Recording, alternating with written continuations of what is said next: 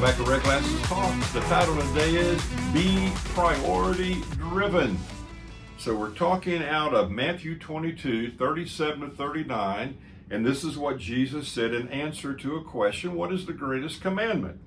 And Jesus said, you shall love the Lord your God with all your heart, with all your soul, and with all your mind. This is the first and great commandment. The second is like unto it, love your neighbor as you love yourself. So last time we said that you will only be able, as priority number two, loving yourself, we said you will only be able to love somebody else to the degree you love yourself, and you only love yourself to the degree you know how much God loves you. So we looked at briefly what God thinks about us. We said that he said, God, I made you. God says, I love you. He says, my son died on the cross for you. I've got a plan for your life, and I have gifted you. So the question then becomes, now what? So what do I do? What do I do after Jesus has come into my life? I'm plugged in. I'm beginning to develop. I'm beginning to grow. Now he says, love yourself. What do I do? Well, how do I go about that? Well, what we're really talking about here is living a balanced life. And so again, if you look at Luke 2:52, the same way Jesus grew, it says we need to grow. And Jesus, Luke 2:52, increased in wisdom, stature, favor with God, and favor with man.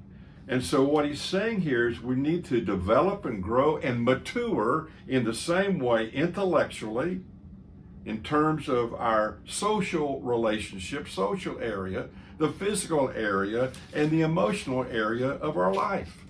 So that's what the second priority about. So if you understand you have an A, like we talked about last time, if you understand that you're his masterpiece, he said, now you need to take care of yourself. Take care of yourself as a person.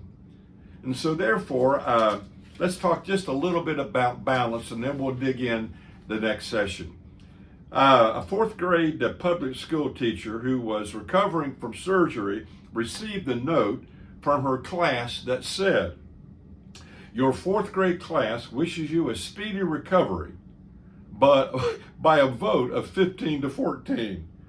So what's the point of all that? You will never come to the living God in a relationship with him and be disappointed and stay the same.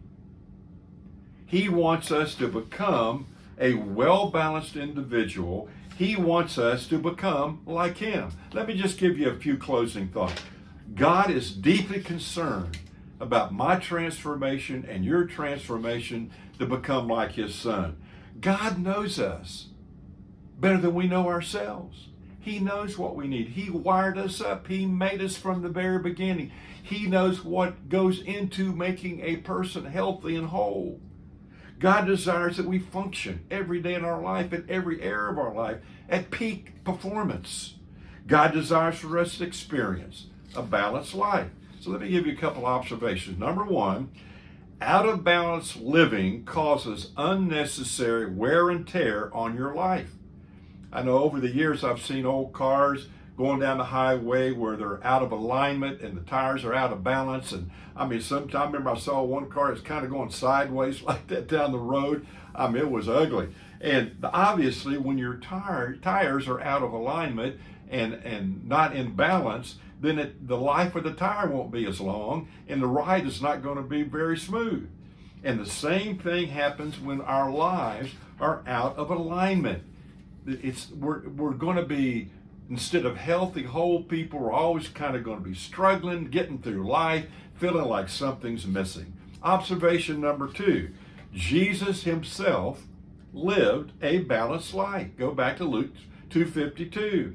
Christ developed intellectually, socially, emotionally, physically, and obviously spiritually in his relationship with his Father. And then finally, observation number three, the unexamined life is not worth living. We have to take periodic timeouts and look at our lives and say, where do I need some help? Where do I need to grow? Where do I need to develop? Let me give you some definitions as we close up here of balance. Balance is the stability produced by an even distribution of weight on each side of the vertical axis. Well, that's kind of academic, but it's an aesthetically pleasing integration of elements in harmony. That's getting a little bit better. It's mental and emotional steadiness. So when you commit your life to Christ, you are committing all the areas of your life to Christ, and He wants to be involved in every area of your life and my life. So here are two questions. Are all the areas of your life being developed, and are you maturing in those areas? Number two, what area do you most need to develop in and get growing in? Physically, mentally, socially, emotionally, spiritually.